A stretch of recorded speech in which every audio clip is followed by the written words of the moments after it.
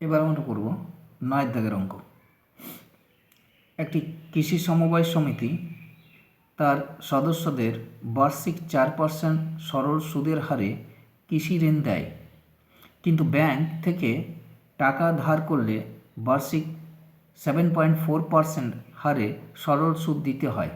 একজন কৃষক যদি ব্যাংক থেকে টাকা ধার না করে সমবায় সমিতি সদস্য হয়ে সমিতি থেকে 5,000 টাকা কৃষি ঋণ নেন, তবে তার বছরের সুদ বাবদ কত টাকা বাঁচবে হিসেব করে লিখি।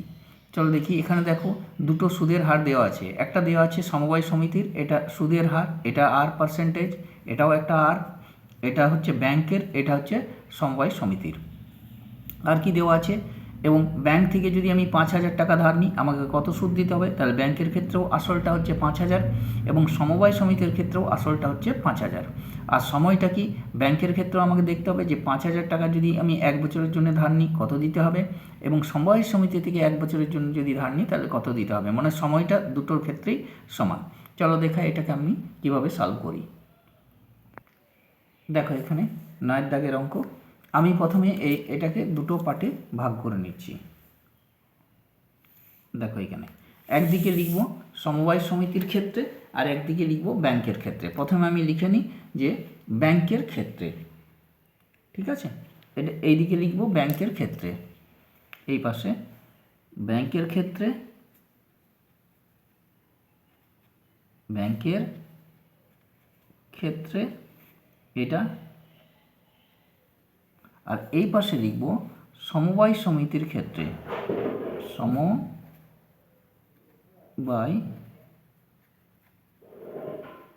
সমিতির ক্ষেত্রে, এটা হচ্ছে সমবায় সমিতির ক্ষেত্রে।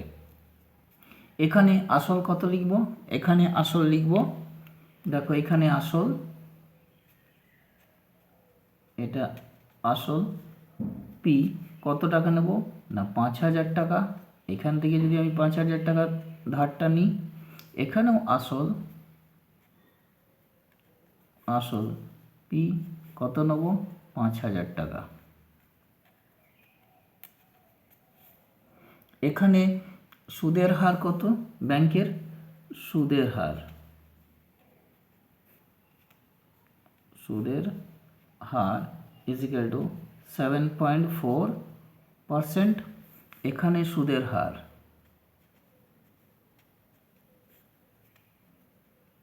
হার কত হবে, আর ইজিক্যাল টু 4%।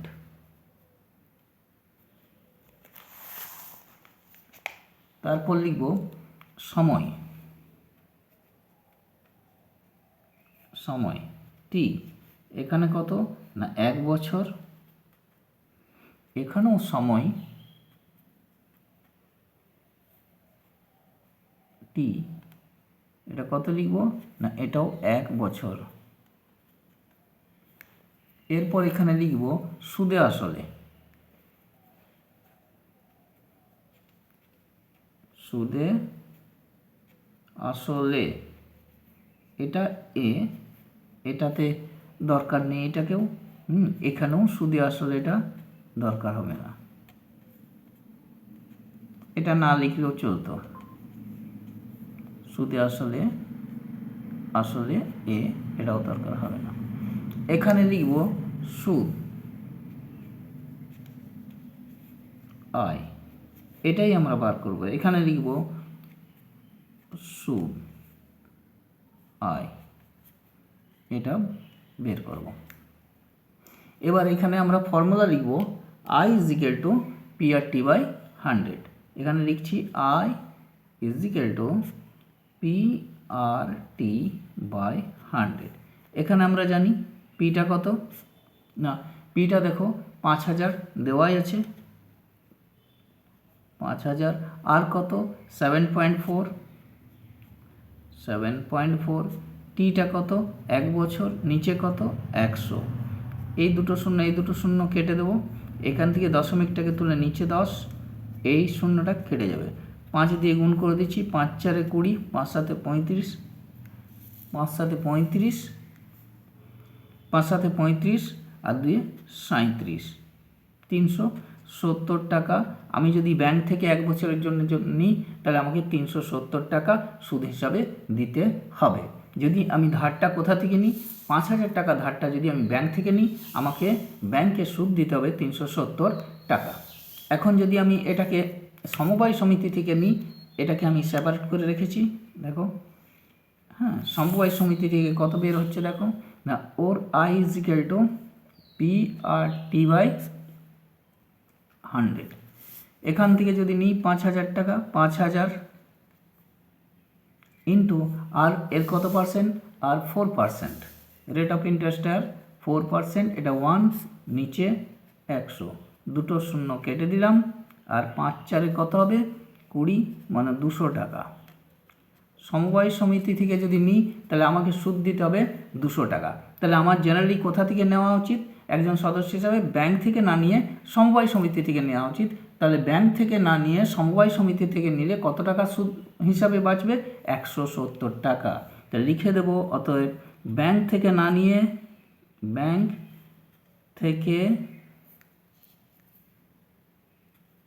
থেকে না নিয়ে সমবায় সমিতি থেকে নিলে, সমবায় সমিতি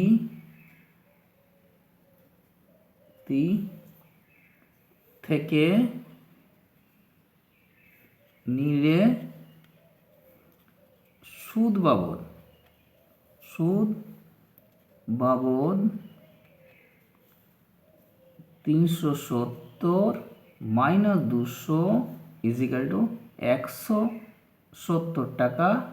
170 টাকা, এটা 170 টাকা, 170 টাকা বাঁচবে, এটা অ্যান্সার। ঠিক আছে, তাহলে 370 টাকা যদি আমি ব্যাংক থেকে নিই তাহলে আমাকে সুদ হিসাবে 370 দিতে হচ্ছিল। আমি যদি সমবায় সমিতি থেকে নিই তাহলে আমাকে সুদ হিসাবে 200 টাকা দিতে হচ্ছিল। তাহলে আমি ব্যাংক থেকে না নিয়ে সমবায় সমিতি থেকে নিলে আমার সুদ বাবদ 170 টাকা বেঁচে যাবে। চলো আমরা নেক্সট কোশ্চেনে যাই। দেখো, পড়ছি 10-এর অঙ্কটা। যদি 292 টাকার এক দিনের সুদ 5 পয়সা হয়, তবে বার্ষিক শতকরা সরল সুদের হার সুদের হার হিসেব করে লিখি। চলো দেখা এটাকে কিভাবে সলভ করি। দেখো আমি লিখছি, আসল কত না, আসল দেওয়া আছে, আসল P ইজ ইকুয়াল টু দেওয়া আছে 292 টাকা, 292 টাকা। সুদের হার কত এটা জানতে চাইছে, সুদের হার, আর এটাই জিজ্ঞাসা চিহ্ন যে সুদের হার কত হবে। সময় দেওয়া আছে, সময়টা কত, সময় T ইজ ইকুয়াল টু একদিন ইজ ইকুয়াল টু 1/365, এটা বছরে কনভার্ট করে নিলাম, বছর। সুদে আসলে আমাদের এটা দরকার নেই, যদিও সুদে তাও লিখে রাখলাম, সুদে আসলে, যাতে তোমাদের বুঝতে অসুবিধা না হয়। সুদে আসলে এটার দরকার নেই। আর কি দেওয়া আছে না, সুদ হিসাবে দেওয়া আছে 5 পয়সা। সুদ কত দেওয়া আছে, I ইজ ইকুয়াল টু 5 পয়সা। পয়সাটাকে টাকায় কনভার্ট করব, ইজ ইকুয়াল টু 5/100 টাকা।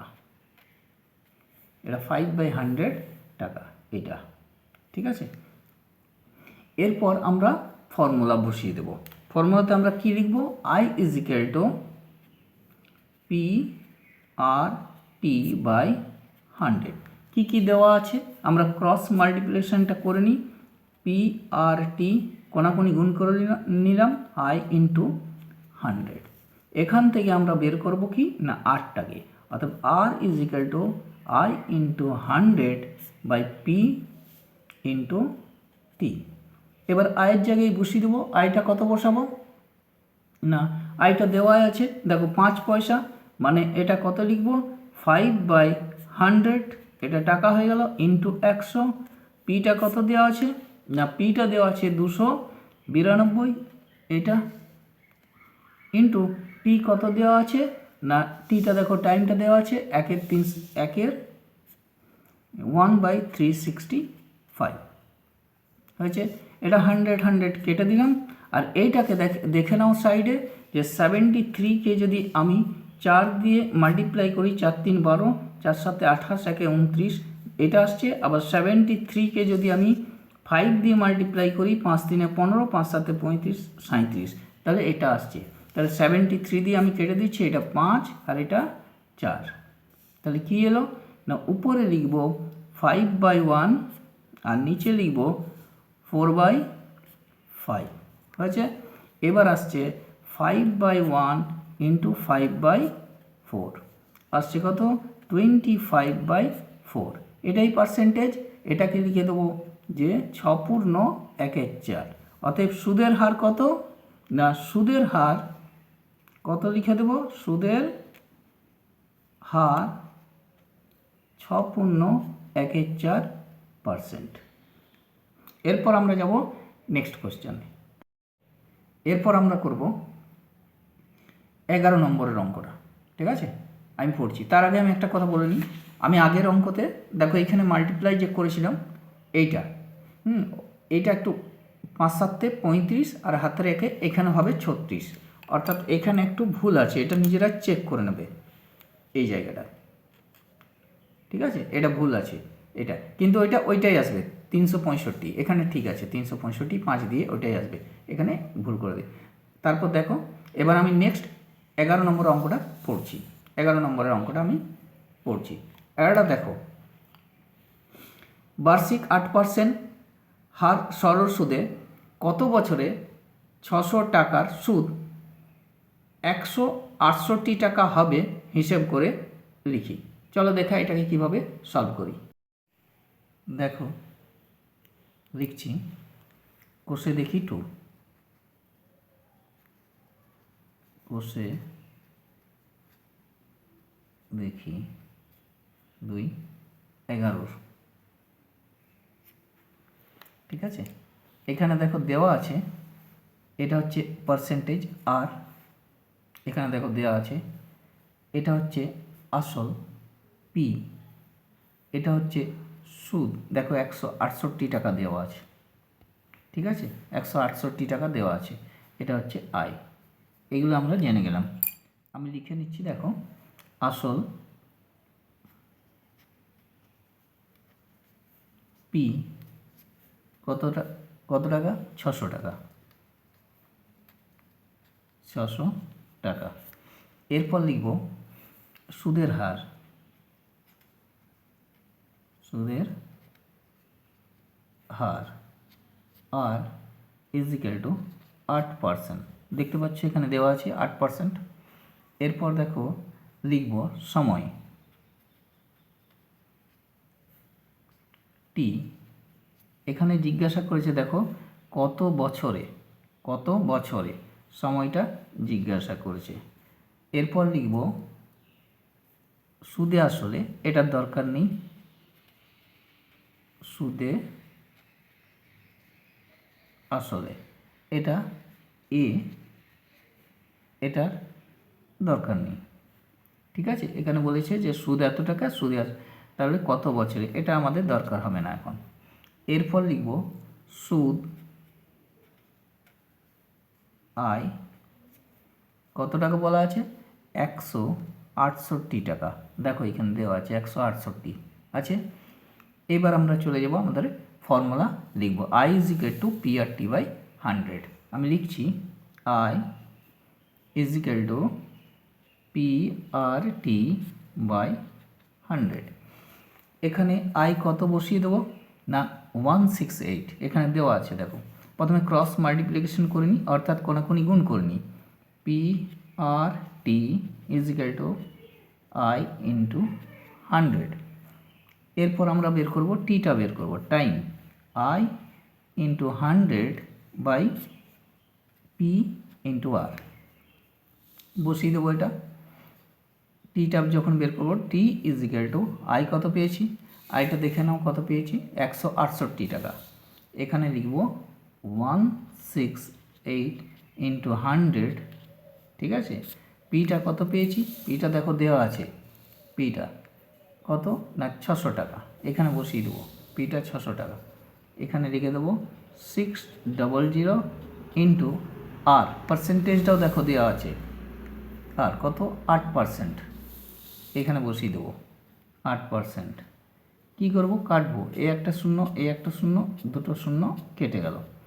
এবার করব কি 8 দিয়ে কাটবো, 8 একে 8, এখানে 8 দুগুণে 16, 8 একে 8, 3 দিয়ে কাটবো, 3 দুগুণে 6, 3 7 21, তাহলে অ্যান্সার আসছে 7/2, 7/2 ইজিক্যাল টু কত লিখবো না 3 পূর্ণ 1/2 বছর। তাহলে কত বছর হবে, তো অ্যান্সার লিখে দেবো অতএব প্রশ্ন যেটা করেছে, আমরা চলে যাই প্রশ্নতে।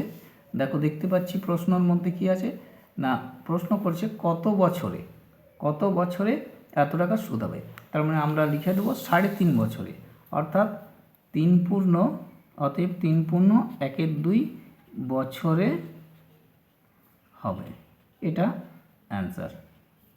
ঠিক আছে, আমরা চলে যাব নেক্সট কোশ্চেনে।